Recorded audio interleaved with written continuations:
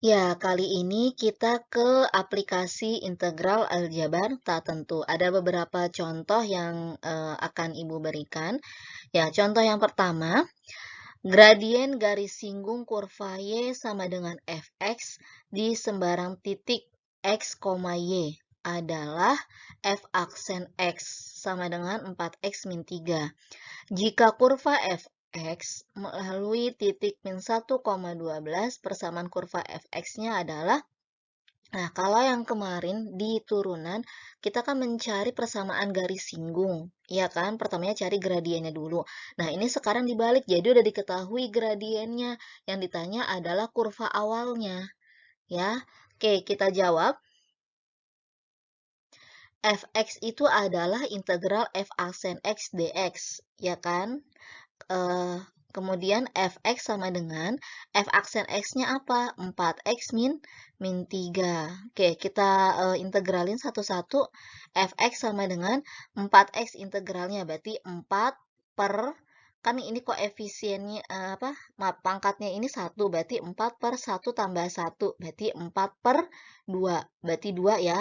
Kemudian x pangkatnya bertambah 1, berarti x pangkat 2. Jadi 2x kuadrat. Kemudian yang min 3 ini adalah konstanta. Kalau konstanta tinggal kita tambahkan variabel x. Jadi min 3x plus c, jangan lupa plus c-nya. Ya.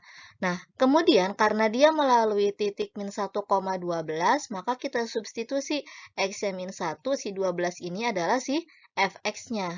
Oke, kita substitusi. 12 ini kan si fx nih, berarti 12 sama dengan 2 kali x-nya diganti sama min 1, berarti 2 dikali min 1 kuadrat, kemudian min 3 dikali min 1 plus c, maka jadi 12 sama dengan, ini kan min 1 dikuadratin 1, dikali 2 jadi 2, kemudian min 3 dikali min 1 jadi plus 3. Oke, berarti 12 sama dengan 2 tambah 3, 5, berarti 12 sama dengan 5 plus c, maka c-nya sama dengan 7.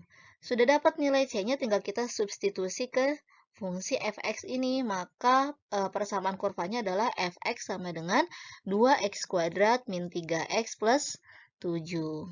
Ya. Nah, sekarang kita ke contoh yang kedua. Nah, ini tentang kecepatan. Kalau pas di turunan kemarin kan kalau diketahui rumus jaraknya, ya. Kemudian kita bisa mencari kecepatan dan percepatannya ketika diturunkan. Nah, kalau di integral kebalikannya. Jadi kalau diketahuinya kecepatannya atau percepatannya, yang ditanya adalah jaraknya, ya. Nah, kecepatan didefinisikan sebagai laju perubahan jarak terhadap waktu. Jika kecepatan dilambangkan dengan v, ya, jarak dilambangkan dengan s, dan waktu adalah t, maka v sama dengan ds per dt. Misalkan, sebuah bola bergerak dengan kecepatan v sama dengan 3t kuadrat min 2t meter per detik. Jika pada saat t sama dengan 3 detik, panjang lintasan yang telah ditempuh bola adalah S. Ya, S tadi itu jarak kan 9 meter. Tentukan rumus jarak atau panjang lintasan hingga T detik. Oke, kita langsung jawab. S sama dengan integral V dt. Ya, kebalikan ini nih. Ini kan V sama dengan ds per dt. Maka kalau misalkan ds itu kan sama dengan V kali dt kan. Nah, untuk mencari si S-nya, maka S itu sama dengan integral V dt. Ya, S sama dengan, V-nya adalah 3T kuadrat min 2T, maka S sama dengan integral dari 3T kuadrat min 2T dt. Oke, kita langsung cari hasil integralnya. 3 per pangkatnya 2, berarti 2 tambah 1, ya kan? 3 per 2 tambah 1, berarti 3 per 3, maka koefisien di depannya 1. Kemudian T-nya pangkat 2. bertambah 1 T pangkat 3, jadi T pangkat 3. Min 2, ini pangkatnya 1, berarti 2 per 1 tambah 1, berarti 2 per 2. T-nya pangkat 1, berarti ditambahin, jadi tambah 1 jadinya 2. Maka jadi S-nya rumusnya adalah T pangkat 3 min T kuadrat plus C. Jangan lupa nih si C-nya selalu ngikut. Ya. Nah, kemudian pada saat T-nya itu 3 detik, maka jaraknya itu adalah panjang lintasannya adalah 9 meter. Oke, tinggal kita substitusi T-nya 3, S-nya 9 untuk mencari nilai si C ini. Ya, maka kita substitusi S-nya 9 sama dengan 3 pangkat 3 min 3 kuadrat. Ya kan, nih T-nya diganti sama 3. Oke, 9 sama dengan 3 pangkat 3, 27.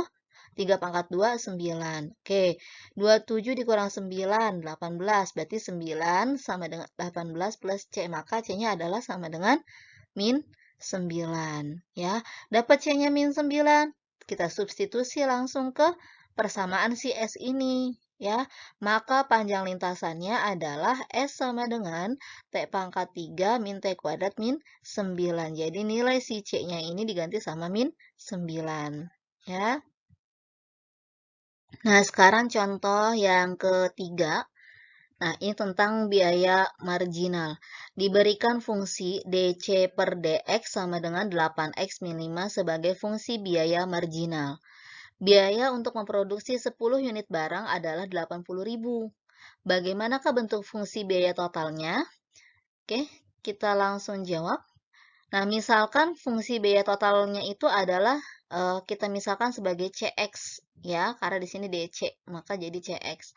Oke. Nah, DC dari sini nih, dari persamaan ini kan berarti DC sama dengan kalau kita kali silang maka 8X min 5 dikali sama DX ya kan? Ini DX-nya naik atas sini. Ya. Maka si CX itu adalah integral dari DC. Nah, DC itu apa? DC itu adalah ini. Maka CX sama dengan integral dari 8X min 5 DX. Ya, ini. Nah, oke. CX sama dengan 8. Ini kan pangkat si X-nya 1, berarti 8 per 1 tambah 1. Berarti 8 per 2. 8 bagi 2, 4. Kemudian ini X pangkatnya 1, bertambah 1 jadi X pangkat 2. Kemudian min 5. X-nya pangkat, karena dia konstanta, maka jadi min 5X. Ya kan? Plus C. Nah, sekarang kita masukkan ini nih. Katanya biaya untuk memproduksi 10 unit barang itu adalah 80.000. Ya, berarti kita substitusi biayanya adalah 80.000, kemudian dia memproduksinya 10 unit. Kita substitusi ke sini. Berarti 80.000 ya, si CX-nya itu 80.000. Kemudian si produksi unitnya itu 10, berarti 4 kali 10 kuadrat. Semua yang ada variabel X-nya diganti sama 10. Jadi 4 kali 10 kuadrat min 5 kali 10 plus C. Berarti 80.000 sama dengan 400 dikurangi 50. 400 kurangin 50 jadi 350. Maka C-nya adalah 80.000 dikurangi 350. Dan C-nya hasilnya adalah 79.650.